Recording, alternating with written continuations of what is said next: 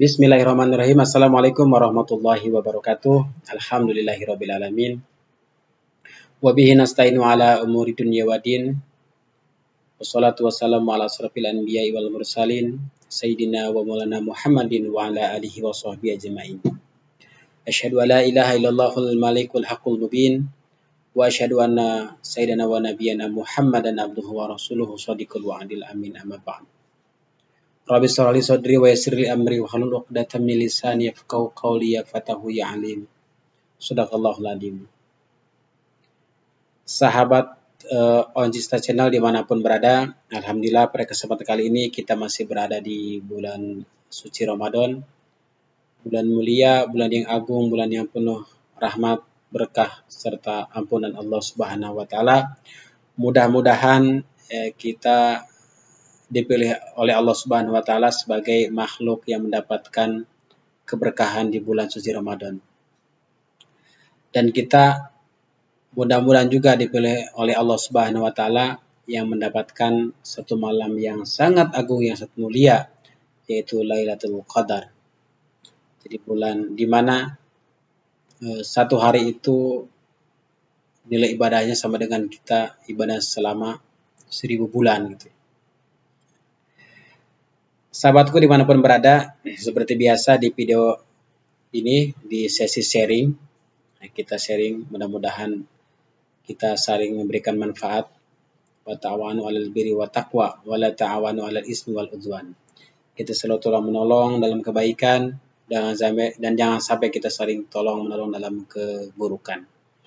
Mudah-mudahan channel ini juga selalu memberikan sajian yang bermanfaat, sajian yang menebarkan kebaikan, sajian yang memberikan sesuatu yang solutif, dan mudah-mudahan kita semua selalu istiqomah dalam kebaikan untuk terus lebih baik untuk kehidupan di masa depan yang lebih baik pula.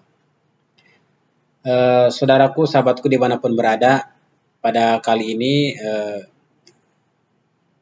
saya ingin sharing kepada teman-teman semua, kepada rekan-rekan semua. Kita sering berkata bahwa ketika kita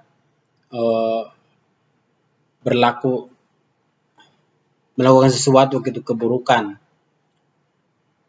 ya salah satunya hubungan kita kan bukan hanya dengan Tuhan gitu, dengan Allah, tapi hubungan kita itu adalah hubungan horizontal kita dengan sesama makhluk, yaitu hablum minanas, dan hubungan kita dengan vertikal dengan Allah Subhanahu wa taala. Nah, hubungan itu harus tetap seimbang, harus sinkron gitu ya. Tidak bisa kita mengatakan bahwa kita harus berhubungan baik terus sama Allah, sementara sesama manusia kita abaikan saja. Ataupun sebaliknya, yang penting kita berbuat baik sesama manusia, nanti Allah juga ngelihat. Tidak seperti itu. Hubungan hablum minallah dan hablum minanas itu harus seimbang. Ada analogi seperti ini ketika kita berlaku, namanya kalau di ilmu syariah itu ada yang mengatakan ketika kita melakukan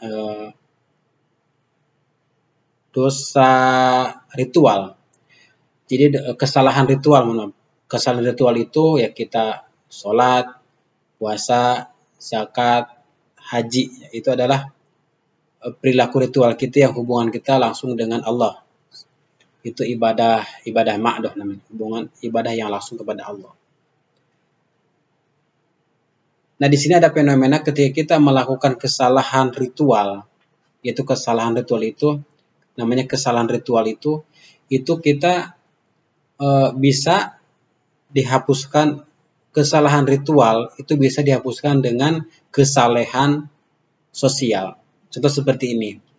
Di bulan suci Ramadan ini ada sebagian teman-teman kita, saudara kita yang tidak diwajibkan ya untuk melakukan puasa, dalam tanda kutip ya. Jadi yang pertama kan yang tidak diwajibkan itu, yang pertama orang yang sudah uzur, sudah sepuh, yang sudah sakit-sakitan, mereka tidak diwajibkan untuk berpuasa. Ya. Tidak diwajibkan untuk melakukan puasa di bulan suci Ramadan. Yang kedua, orang yang lagi safar, perjalanan jauh gitu. Perjalanan jauh yang menempuhkan berapa berpuluh-puluh kilo ya. Ya. Tetapi dengan catatan juga perjalanannya tidak, ya kalau sekarang kan perjalanannya lebih enak, yang menggunakan pesawat, menggunakan mobil yang ber-AC dan sebagainya, itu tidak masuk gitu ya. Tapi ketika jalan Rasulullah kan dicontohkan itu perjalanan itu dengan menunggangi unta, dengan berjalan kaki sampai berpuluh kilometer gitu kan. Bahkan ratusan kilometer gitu, ratusan kilometer. Itu adalah bagian sahabat kita yang tidak diwajibkan untuk berpuasa.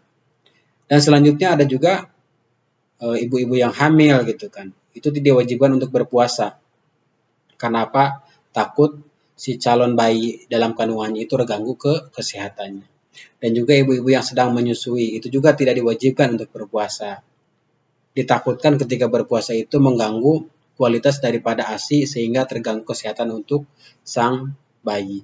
Itu adalah bagian teman-teman kita yang saudara-saudara kita yang tidak diwajibkan untuk berpuasa.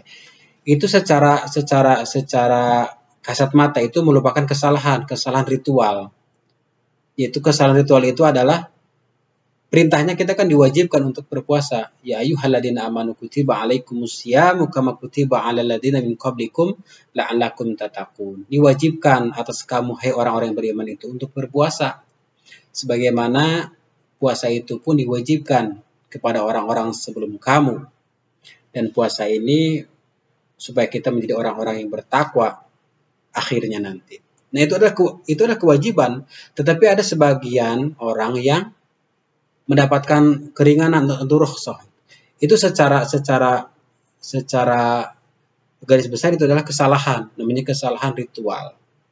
Tetapi kesalahan ritual ini bisa dihapuskan dengan kesolehan sosial. Nah, tadi ketika kita sudah tidak mampu untuk berpuasa, maka kita wajib membayar fidyah, yaitu memberi makan kepada fakir miskin sebagaimana yang kita makan itu kan. Itu berarti kan kesalahan ritual kita kepada Allah bisa dihapuskan dengan kesalehan sosial dengan cara kita memberikan fidyah atau makan kepada fakir miskin. Nah, kebalikannya ketika kita melakukan kesalahan sosial, tidak bisa kita melakukan penghapusan dengan kesalehan ritual. Contoh, kita berlaku zalim atau berlaku kesalahan kepada teman-teman kita, kepada saudara kita. Saudara kita ada yang merasa sakit hati dengan tingkah laku kita. Saudara kita, lingkungan kita ada yang terzolimi dengan apa yang kita lakukan. Kita tidak serta-merta mengatakan, yang penting kita masa bodoh dengan orang itu. Yang penting kita berdoa saja kepada Allah, kepada Tuhan. Kita ibadah yang khusyuk, ngaji dan sebagainya, berdoa. Tidak bisa ya. Kalau kita kesalahan sosial, itu tidak serta-merta kita bisa melakukannya, penghapusannya dengan kesalehan ritual. Kesalahan sosial harus kita selesaikan dulu masalah itu dengan sesama. Ketika kita berlaku zalim, berlaku tidak adil, berlaku menyakiti hati perasaan teman, saudara, kerabat, tetangga kita, kita harus meminta maaf dulu, menyelesaikan permasalahan kita dulu dengan sesama kita. Baru setelah itu, ketika mohon maaf mungkin teman, sahabat, saudara kita, ketika kita minta maaf secara tulus, mereka tidak memaafkannya, mereka berlaku acuh, ya sudah, kita serahkan kepada Allah Subhanahu wa taala. Kita berdoa memohon ampunan, yang penting kita dalam niat, dalam hati kita sudah mau untuk meminta maaf, untuk meminta maaf kepada orang yang kita zolimi, yang kita berbuat salah kepada mereka. Akhirnya kita serahkan aja kepada Allah. Nah, itu kita sudah melakukan perbuatan, melakukan penyelesaian dulu kepada sesama kita, yaitu kita meminta maaf. Masalah dimaafkan tidaknya terserah mereka. Yang penting kewajiban kita adalah meminta maaf. Kewajiban kita meminta maaf. Setelah itu kita serahkan kepada Allah Subhanahu wa taala. Jadi, kesalahan sosial itu tidak serta-merta kita dihapuskan dengan kesalehan ritual.